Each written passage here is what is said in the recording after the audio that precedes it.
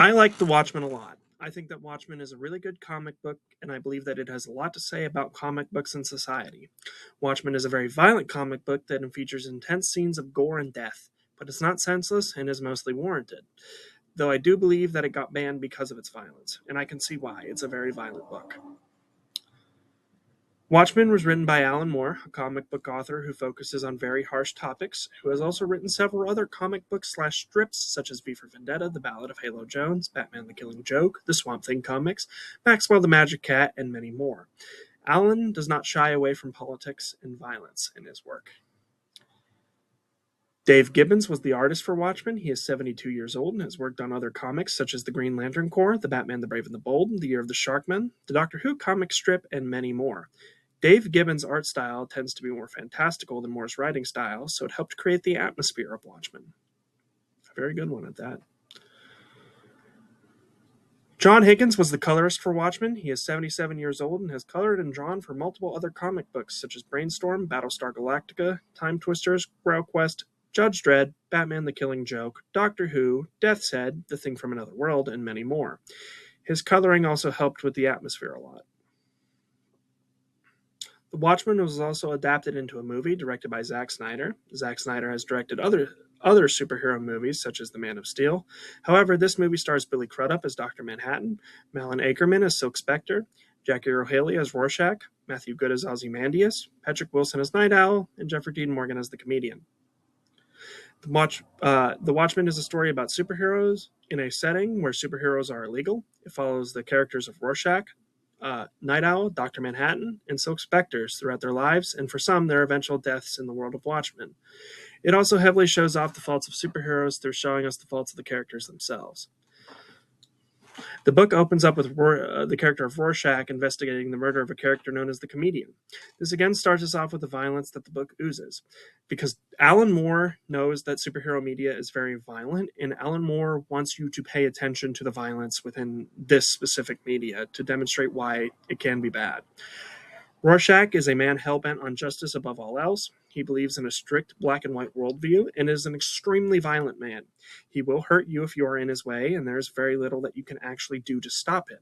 Even when put in prison, he says, "I'm not trapped in here with you, you're trapped in here with me."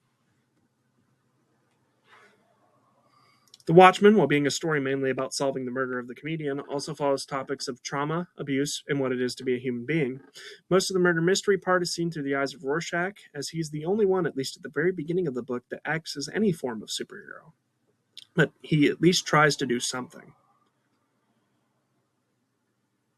Dr. Manhattan struggles to be a human being throughout the book. Dr. Manhattan has the power to do almost anything. About the only thing he can't do is be everywhere all at once. However, his nigh infinite power leads him to having a disconnect with the world and people around him. He walks around naked for that reason, because he doesn't see a reason not to. The Silk Spectre is a good example of abuse in Watchmen. Silk Spectre's mother was raped by the comedian, and she is a result of that rape. She is obviously furious and distraught when she finds out about this and hates that her mother never told her. It's a very dark topic that was handled incredibly realistically. It really was handled very realistically, like really good.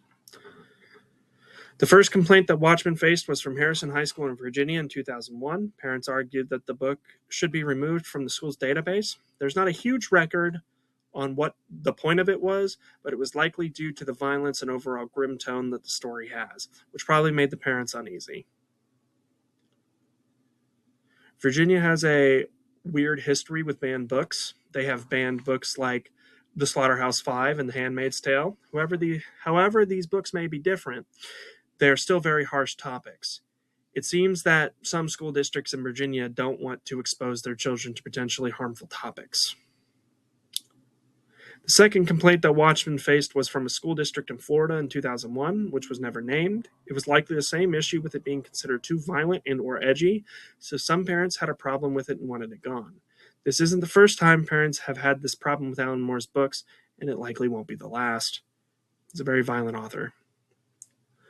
Florida has banned a lot of books compared to Virginia. They've banned books like Clockwork Orange, Genderqueer: A Memoir, Being Transgender, Ace of Spades, The Glass Castle, and many, many more. Florida seems to have a really hard time with allowing possibly troubling books into their schools, which is understandable.